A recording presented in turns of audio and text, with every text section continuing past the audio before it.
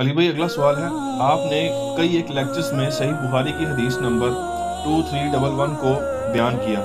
جس کے تحت شیطان نے انسانی شکل میں آ کر حضرت ابو ہریرہ رضی اللہ تعالیٰ عنہ کو آیت الکرسی کا وظیفہ بتایا تھا، اور پھر خود نبی صلی اللہ علیہ وآلہ وسلم نے بھی اس کی تصدیق فرما دی۔ دوسری جانب قرآن حکیم میں کئی مقامات پر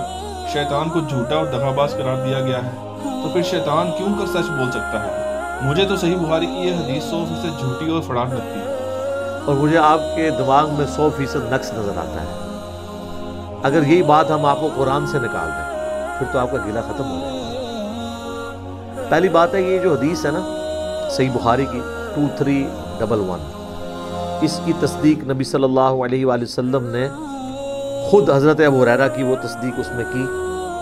کافی لمبی حدیث ہے، اس کا کنکلوژن یہ ہے کہ 3 راتوں تک شیطان انسانی شکل میں حضرت ابو ہریرہ کو ملتا رہا اور مال غنیمت میں سے اس نے چوری کی کوشش کی۔ حضرت ابو ہریرہ کو چونکہ علم غیب نہیں تھا، یہ تو بعد کی پیداوار ہے نا بزرگوں کے حوالے سے، اور صحابہ کے جن کے گھوڑے کے قدموں کی خاک اگر وہ گھوڑے کے نتنوں میں لگے اس کو کوئی بابا بزرگ نہیں پہنچ سکتا، وہ بیچارے تو کوئی علم غیب نہیں رکھتے تھے، بابے رکھتے ہیں۔ یہ میں جوک کے طور پہ بات کر رہا ہوں آپ کا دماغ کھولنے کے لیے۔ تو حضرت ابو ہریرہ کو 3 راتوں تک نہیں پتہ چلا کہ یہ انسانی شکل میں شیطان آ کے مال غنیمت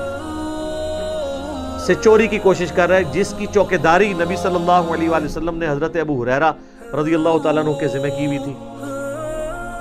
اور نبی علیہ السلام کو جب صبح آ کے بتاتے تھے تو نبی علیہ السلام کہتے تھے اب پھر آئے گا۔ آخری بار جب وہ آیا نا تو حضرت ابو ہریرہ نے ارادہ کیا کہ میں اب تو پکڑ کے حضور کے حوالے کروں گا، تو وہاں اس نے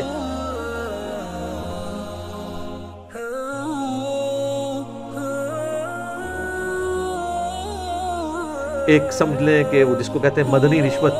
کے طور پر ایک وظیفہ بتایا اور کہا کہ تم مجھے اس دفعہ چھوڑ دو، میں تمہیں ایک ایسا وظیفہ بتاتا ہوں کہ تم رات کو بستر پہ جاتے وقت اگر آیت الکرسی سورۃ البقرہ کی آیت نمبر 255 اللہ لا الہ الا هو الحی القیوم سے لے کر وہو العلی العظیم تک پڑھ لو تو شیطان تمہارے قریب نہیں آئے گا اور اللہ تعالیٰ تمہاری حفاظت پہ ایک فرشتہ مقرر کر دے گا۔ اس پہ حضرت ابو ہریرہ نے اسے چھوڑ دیا۔ نبی علیہ السلام کے پاس صبح پیش ہوئے تو آپ فرمائے یہ 3 راتوں سے جو تمہارا مہمان تھا نا، چوتھی رات تو ظاہر وہ آیا ہی نہیں، پھر یہ شیطان تھا جو انسانی شکل میں آیا ہے، وہ جھوٹا ہے لیکن اس نے یہ بات سچی کی ہے کہ جو آیت الکرسی پڑھ لے اس کی حفاظت پہ ایک فرشتہ مامور ہوتا ہے۔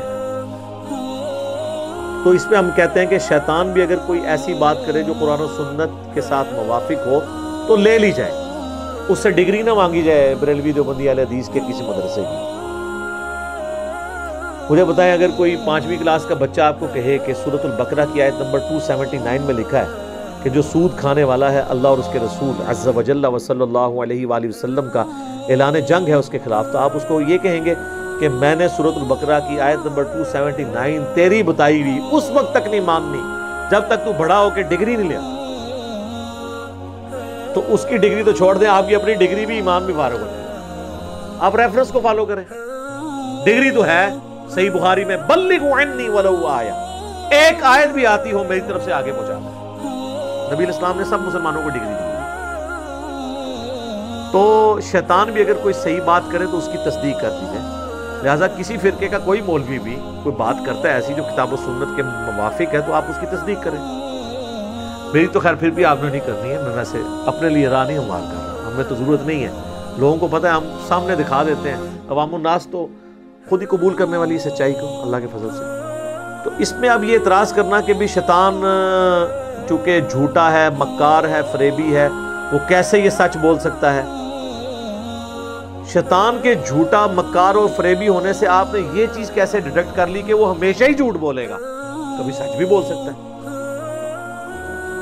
اس طرح کا آپ کو سچ ہم قرآن سے دکھا دیتے ہیں اور اللہ نے اس کی اس بات کے سچ ہونے کے اوپر اپنی مہر بھی لگائی ہے۔ سورہ الاعراف کے اندر، سورہ الحجر کے اندر بڑی ڈیٹیل کے ساتھ قصہ آدم اور ابلیس اللہ تعالیٰ نے بیان فرمایا ہے۔ اس میں سورۃ الحجر کے اندر جب اللہ تعالیٰ نے قصہ آدم اور ابلیس کو بیان کیا ہے تو وہاں پر اللہ تعالیٰ فرماتا ہے کہ وہ پوری بات چلتے ہوئے یہاں اس نہج پہ جب پہنچتی ہے کہ شیطان کو اللہ تعالیٰ مہلت دے دیتا ہے قیامت تک کے لیے،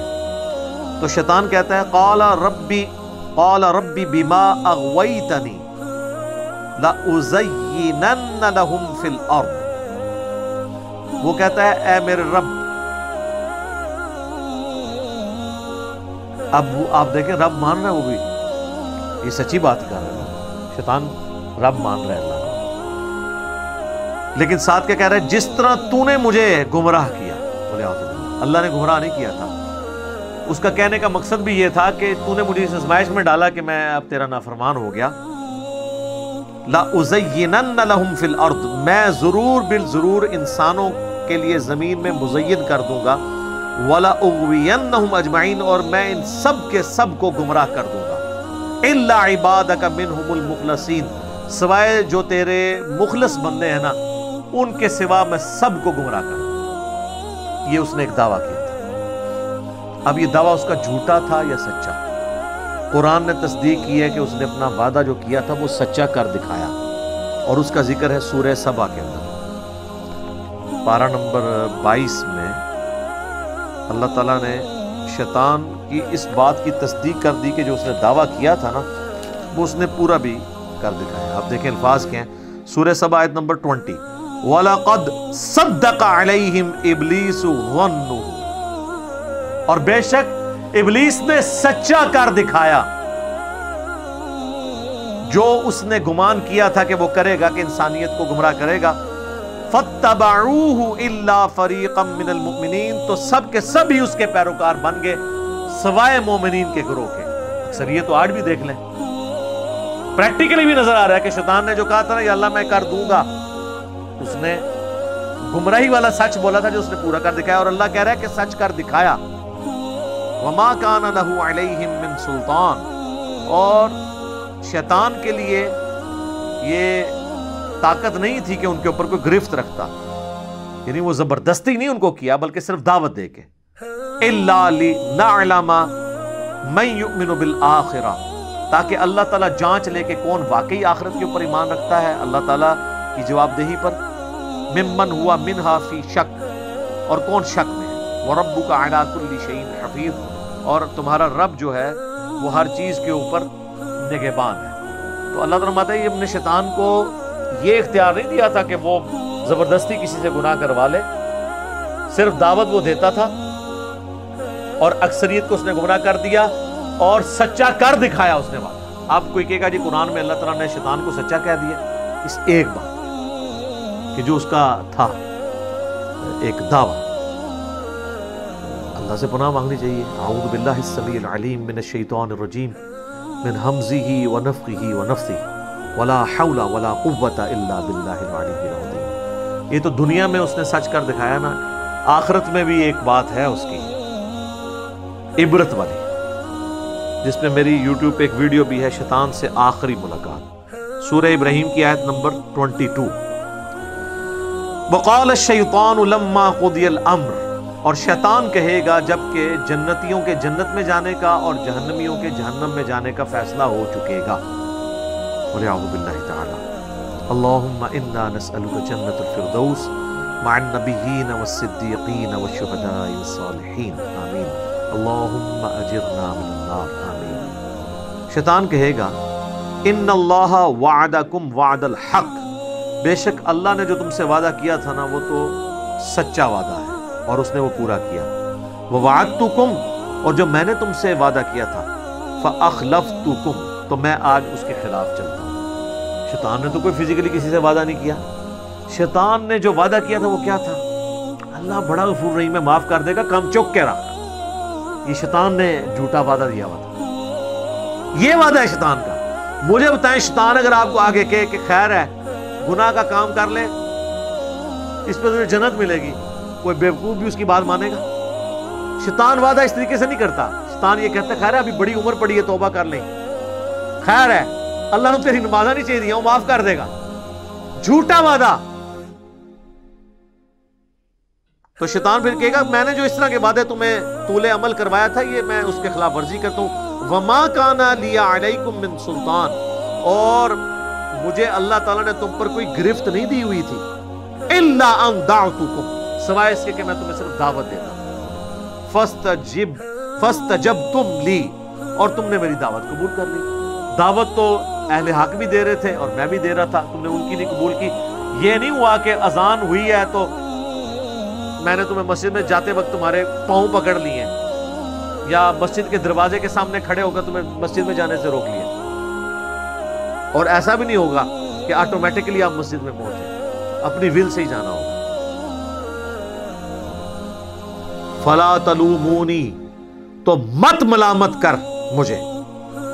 ولوموا انفسکم،